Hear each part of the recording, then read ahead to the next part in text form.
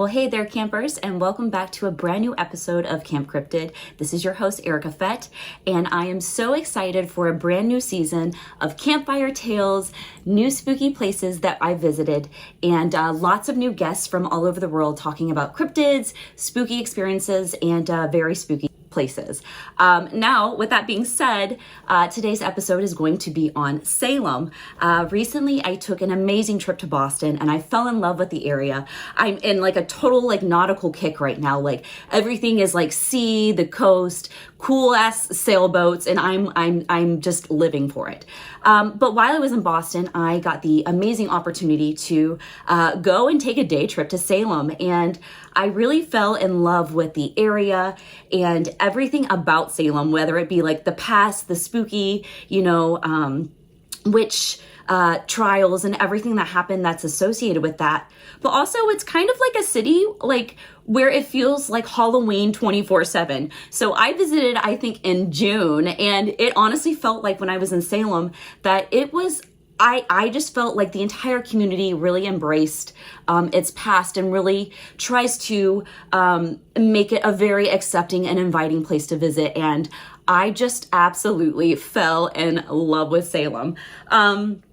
So I thought, what better way to jump into a brand new spooky season than to talk about one of the spookiest cities in the United States. So this episode is going to be all about Salem. Now, I talked earlier about going to Boston and I had an amazing experience there, and I'll definitely do a little episode about Haunted Boston coming up.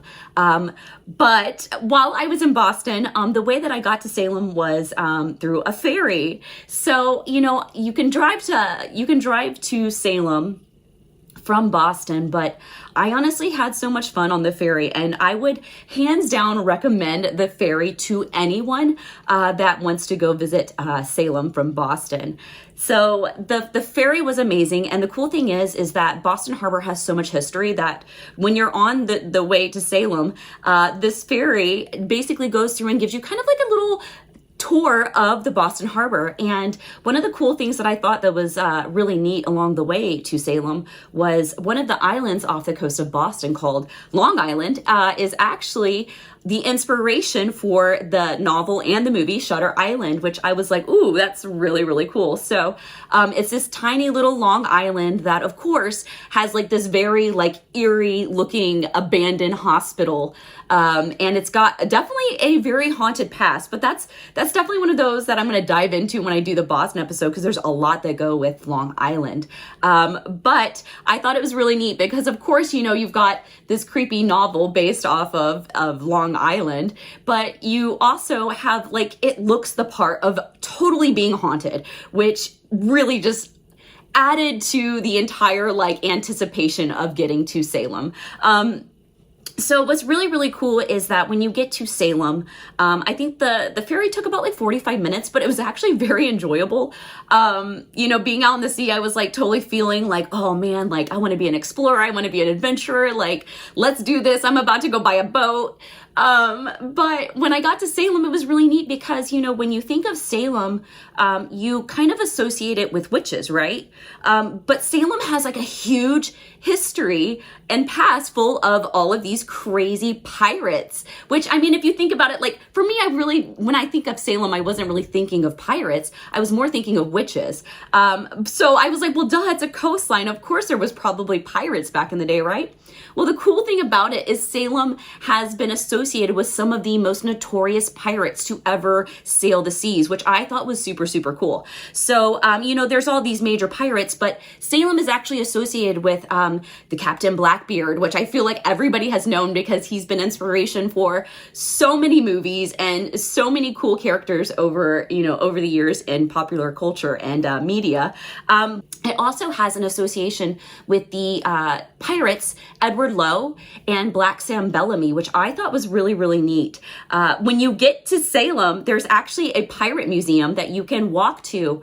That's part of the the guided historic tour of Salem, which was really, really neat. So Salem was definitely associated with pirates during the golden age of piracy, which I think is such a cool little side bit of Salem, especially because who doesn't love pirates?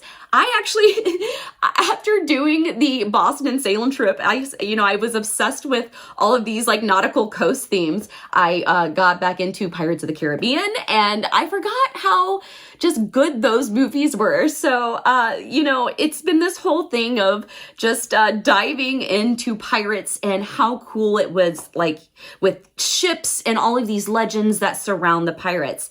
So that's really neat. Salem has a pirate museum. So I thought it was really cool, though, that Salem has not only an association with witches, but these epic pirates, because these pirates that Salem's associated with were actually some of the most like badass pirates of the time. You've got Captain Blackbeard, which, you obviously know he's got a giant black beard, but this man was like pure intimidation back in the day. This guy was like, they say like 6'4", and then you add boots, you add a giant hat. This guy was probably towering above everybody. And he just probably looked the part of like this crazy, awesome pirate. And like, there's like all of these legends about him that like he would wear pistols all over his chest, and he would put fuses from cannonballs in his beard, and it would be going off. And some people say that was to kind of get rid of the mosquitoes and bugs of the time, which totally makes sense. But I mean, imagine you see this guy that's just this epic guy in all black who's just towering over everyone, just with this giant beard, and then there's fuses going off around his face. Like, okay, come on, like, he's awesome. Like that's epic. That's legendary. But then of course you have other pirates like Edward Lowe, who was known as one of the most brutal and like torturous pirates of his time. He was actually, I think the show Black Sails depicts him, but this guy was no joke. This guy was very, very, he was just ruthless. And when you think of like terrible pirates, this guy is just, his reputation was just known for being, he would leave no people alive when he would take their ships.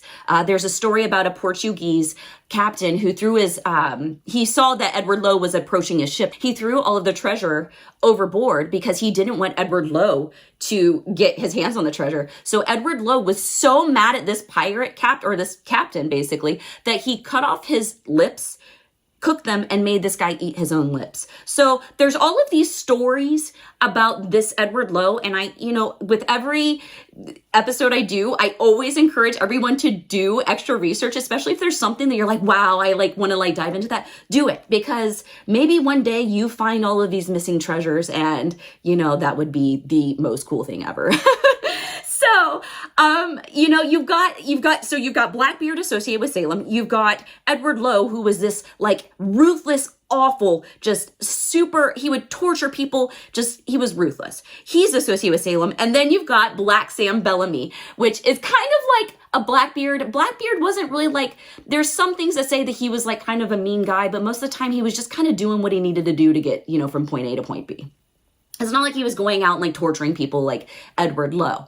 Now, Black Sam Bellamy is kind of like, has a reputation of being kind of like a Robin Hood of the Seven Seas. So I think that was really, really cool that he was also associated with Salem. But this guy was kind of known to be like a pretty good guy. Like he was just, going about doing it. He wasn't trying to kill people. He was just being kind of like a cool, like laid back pirate who was just giving back to the people, which I thought was really, really neat. So you've got 3 epic pirates associated with Salem, which of course Salem is on the coast. So of course, you've got pirates of the time, and it's a new land. It's all very new and exciting. And, of course you've got these epic pirates that are associated with that area. But I think the cool thing that kind of ties the pirates together with witches, which is kind of what Salem is known for, is this legend that surrounds Black Sam Bellamy. So Black Sam Bellamy had a lover named Maria, and Maria was very devoted to him.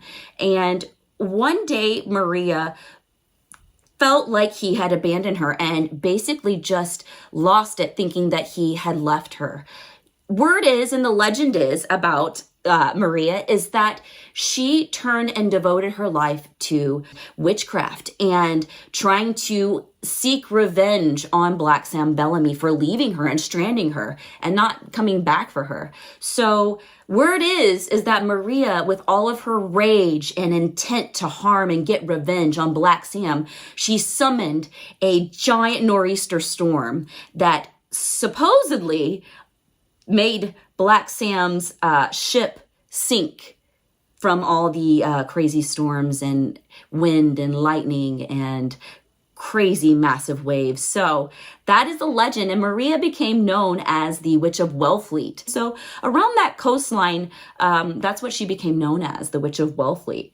So I thought that was kind of like a neat little kind of like a piratey witch story. So I mean, obviously, I could see it happening back in the day, you know, women feeling abandoned by these guys sailing the seas for months and who knows, years on end. So I thought that was a really fun little tidbit of a witch associated with a pirate. So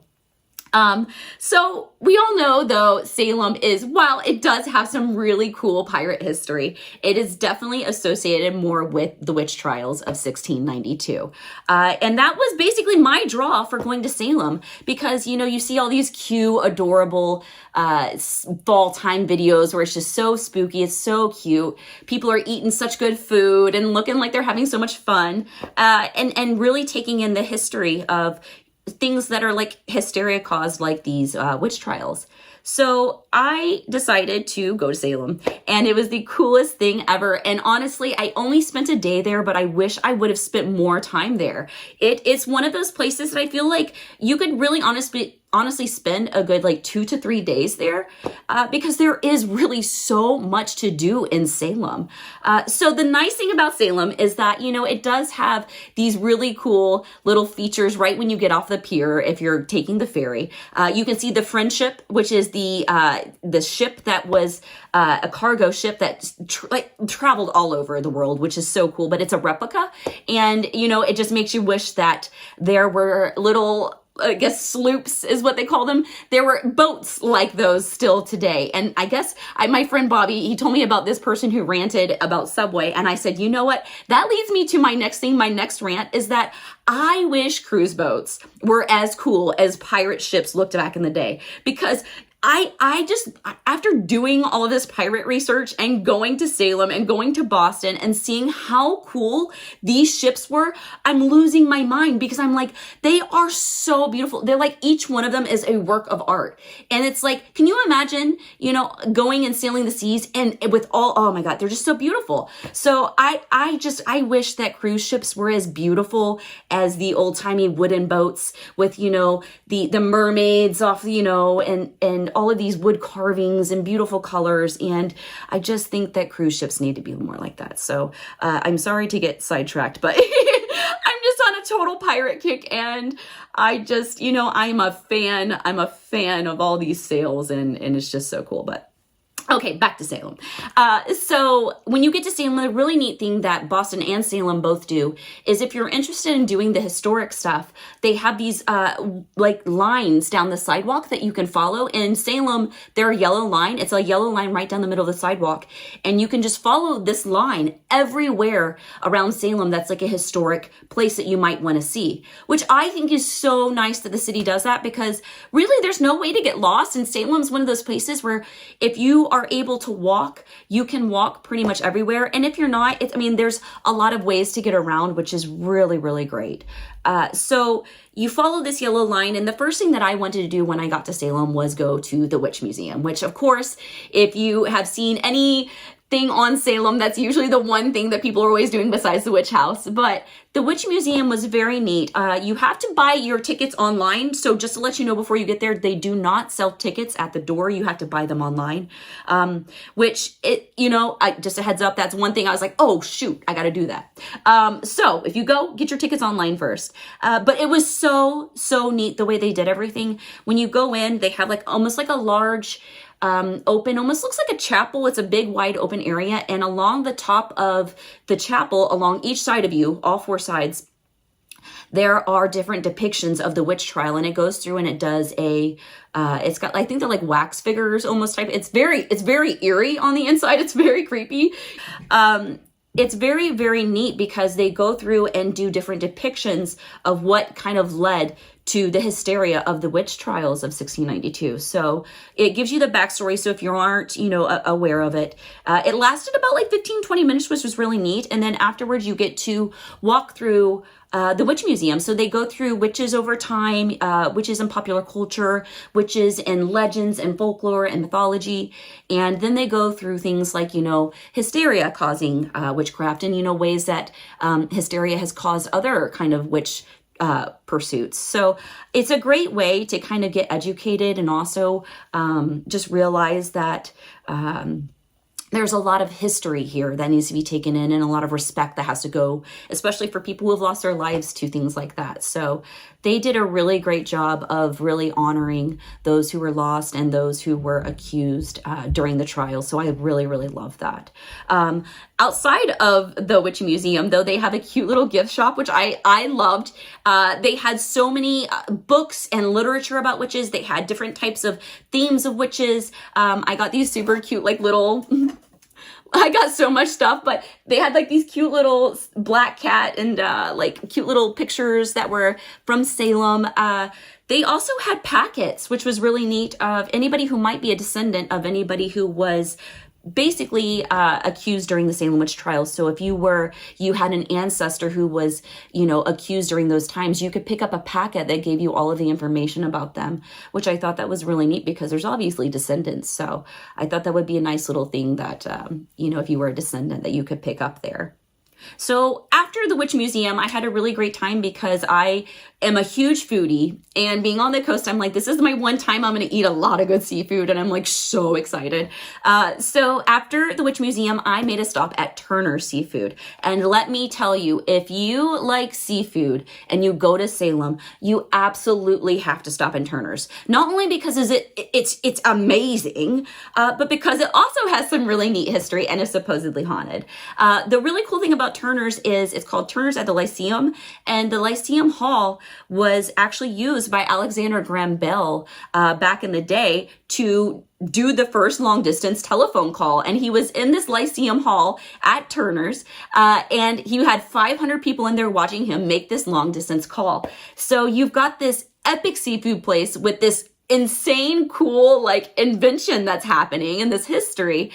So I thought that was really neat because you always think of Salem, you always think of witches, but you don't think of all these tiny little things that happened along the way after that. And I think that that's kind of what shaped Salem into this super unique town that has just so many different facets to it, which I just think is so outstanding. But yes, Turner's was amazing. And I really loved the fact that not only did I get good food, it's supposedly haunted on the inside, which I think is the coolest, but you have this huge piece of history that shaped everything that we have today, so that's super cool. I definitely recommend Turner's. And it was about a 5 to 8 minute walk, but when you're walking anywhere in Salem, the cool thing is that you have so many little bits and bobs along the way, whether it be like a church that was here during that's like the oldest church and the oldest graveyard. And then you've got little houses along the way that are all these historic houses.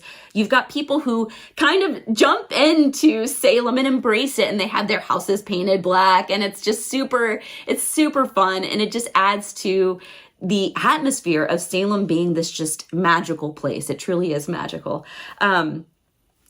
So after Turner's, we went on our way to go to the witch house. So if you have seen anything from Salem, like the Witch Museum, you've definitely seen people take pictures in front of the witch house. It is an all black house, and it's hard to miss because it's basically right there on a corner, which is so cool because it just looks like so old and so creepy. But this is actually one of the houses that was around during the actual Salem witch trials. It's one of the oldest houses, and it's preserved thanks to people going in and visiting it, which is amazing. Oh, I should have grabbed my catnip. So also they have a gift shop, and if you have cats, I highly recommend. I don't know if they do this magical thing to make your cats even more like addicted and wanting the catnip, but my cats lost it. And the guy that was sitting there told me, he's like, my cats love this catnip. And he was not wrong, because I brought that catnip home and they tore through my bag to get to it. So if you go to the Salem Witch House, please, if you have cats, get them some little catnip packets there, because they will be thanking you and purring later. But the Salem Witch House was very cool. So it was the house of Judge Jonathan Corwin, who, like I said, was directly related to the Salem witch trials. And when you walk in, they have a lot of the artifacts from that time in the house. They actually have a wall that's still preserved. That's the original structure of the house. That it's like a little see-through like thing that you can see kind of how it was made. But when you're walking through this house, you're kind of like transported back in time, because you just say, oh my gosh, like imagine all of this hysteria, and like your surrounding is so, you know, it's so plain and it's so like creepy and eerie. I can only just imagine how eerie it would have been at that time during the witch trials with everything going on. But when you walk through the house, you can see a lot of the artifacts, and they have a lot of interesting little plaques on the wall giving you more information about everything that happened during that time and all the things that are in the house, and like kind of like the backstories to it, which I think was very, very neat. But the Salem Witch House was super eerie. It's one of those things where it's super eerie during the day, so I can't imagine how eerie it would be at night. Like I have to go back. It's like now my dream to go back and make like an entire weekend of it. But I really want to stay there overnight, because man, it is a creepy little house, and I was digging it though. It was super cool. But yeah, so after we got done at the Salem Witch House, I just walked around, because like I said, there's a ton of little bits and bobs that you can stop at, like little shops that are like little small businesses. There are a ton of cute little like thrift stores, which is really neat. I love to thrift, so it's like, give me them old books. Like I guess I just went in like expecting to find like some kind of crazy book, but it's okay. But it was amazing. And there are so many good places to eat there. There are so many good places, no matter what you're looking for. I mean, I found like cute Bigfoot stickers there. So thankfully, wherever I go, Bigfoot's a thing now, and I'm totally so thankful, because not only did I get a bunch of cool Salem witch stuff, I got my Bigfoot sticker there, so that was really neat. But there's just so much to do along the way when you're walking through Salem. They have a wax museum. I didn't get to stop at that this time, but I would love to do that next time. You can walk anywhere there, and it's just, there's always something to see, which I think is really, really fun about Salem. Like I said, they have a lot of shops where you can get jewelry, you can get bath bombs, candles, like anything and everything. Weird, like little oddities, which is really neat. They have some like really like cool, creepy stores. It kind of reminds you of like where Nocturne Alley almost-ish, which I think is really neat. So after I walked around a little bit and kind of went through some of the shops, I went on my way to the Salem Witch Trial Memorial. And this is basically an area where the city came together and erected a memorial outside of one of the oldest cemeteries in the city, and put benches for people that had lost their lives and were executed or died during the Salem witch trials, which, it was really nice to walk through and see people leaving like little bits like flowers and really nice things on the memorial, because when you think about everything, it's very sad that even happened. So, going through and just seeing that it's a beautiful place and people still have like respect for everything that happened was really, truly, really nice. But it's so crazy too, because, a lot of times when you think of the Salem witch trials, you think that it was like mostly women, but there were men who actually were executed during the time too. And some of the men actually, one of the men was executed in an awful way, where he just had stones literally piled on top of him until he just couldn't take it, and his chest crushed. So, you have all these like terrible things that happen. And so it's so nice and beautiful that the city came together and really tried to pay respect to those atrocities of the past. But you know, it's one of those things where you go and it's a very inviting and loving city. And I think that that's one of the things that I really fell in love with about that area. You know, you always watch on TV the Boston people, you know, but I will say my time in Salem and in Boston was like the sweetest, most like wonderful trip ever. And I had so much fun and I ate so much good food and people were so nice. Like it was wonderful. And I highly, highly recommend anyone listening to this. If you're like, man, I got to go see me some pirates and witches, go to Salem. And if you go do cool stuff that I didn't talk about, let me know because I am totally obsessed with Salem and I want to go back. I know it's busy because it's October now, but, but I will go back soon because I'm telling you, I'm living for it. I need another ferry trip. I need to be on the sea.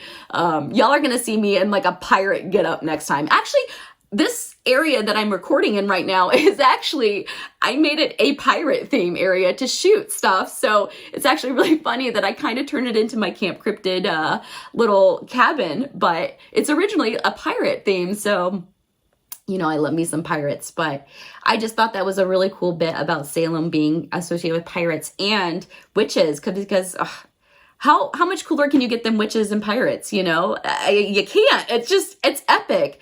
And I'm totally obsessed with like Pirates of the Caribbean again. And speaking of Edward Lowe, you can actually, if you're on Disney, if you're going to Disneyland, the Pirates of the Caribbean ride actually depicts him. So it depicts this ruthless pirate in the ride itself. So if you go to Disneyland, keep an eye out for Edward Lowe because he is on the Pirates of the Caribbean ride, which is apparently also haunted. And I'm getting on another but supposedly in the ride, they used actual human skulls.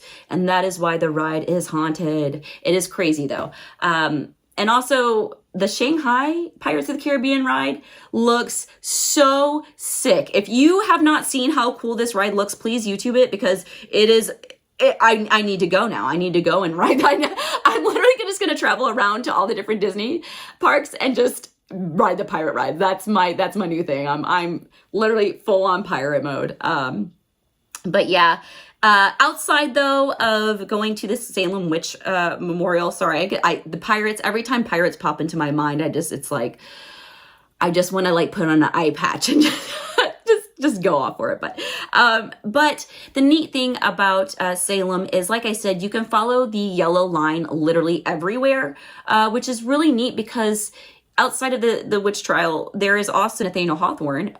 So he wrote The Crucible and The House of Seven Gables, which is based off the House of Seven Gables. So of course, right, if you take the ferry, the House of Seven Gables is literally right on your way to the ferry. So you can either do it first thing when you get off the ferry, or you can do it on your way back. I chose to do it on my way back, but it's this cute little house and you can walk in. And if you aren't familiar with the House of Seven Gables, it's actually based on the Salem witch trials and a curse that basically surrounds that. So it's a cute little side note about Salem and another cool thing that you can do along the way. But like I said, there's a ton of shopping to do there. There's a ton of spooky shops. They have a Bewitched statue that's close to a place called Flying Saucer Pizza, which a lot of people told me about. That was amazing, but I didn't eat there because I ate at Turner's. But Flying Saucer was another one that I heard a lot about, so that might be another option if you ever go. But yeah, it totally feels like Halloween 24/7 in Salem, which I absolutely just fell in love with. And like I said, what cooler way than to kick off the new season than Pirates and Witches, because oh my gosh, I'm obsessed.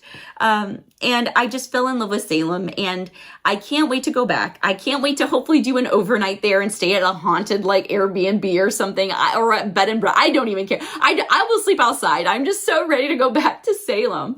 And I really can't wait to do an episode on Boston too, because Boston was, like I said, it was awesome. And I honestly, every now and then I get on Realtor and I'm like, ooh, let's see if I can find me a house there. Cause I'm on my nautical like captain kick right now. So, but yeah, I will definitely be doing an episode this season on Boston because Boston has a crazy history, lots of haunted stuff, and it's a really, really beautiful city. And I can't wait to talk about it, you know?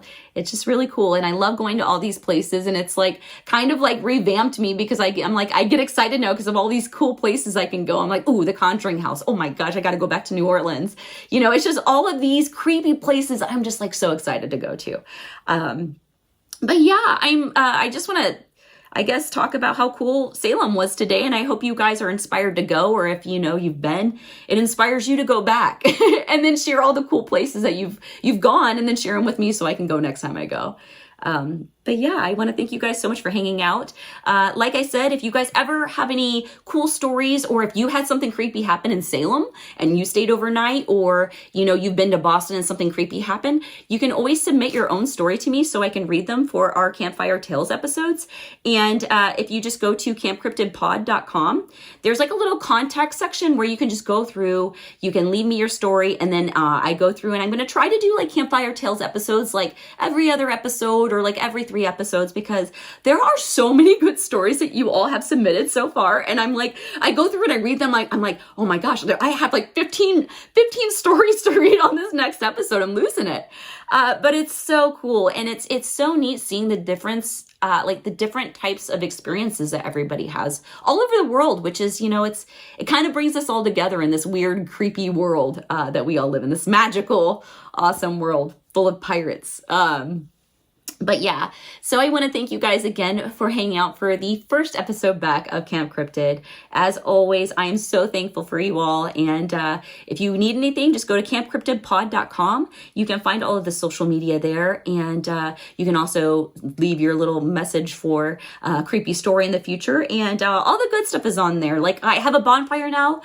Some of the shirts and the mug goes towards some really great causes. And I'll continue to do that over the course of this season. I'll drop more things, and, you know, we'll do some awesome things together as a community, which I really, really love. So in the meantime, don't forget to follow the Instagram, the Twitter, all of that's on the website though, so you know where to go. But yeah, thanks again for hanging out, campers, and I hope you have an amazing rest of your week. And until next time, take care.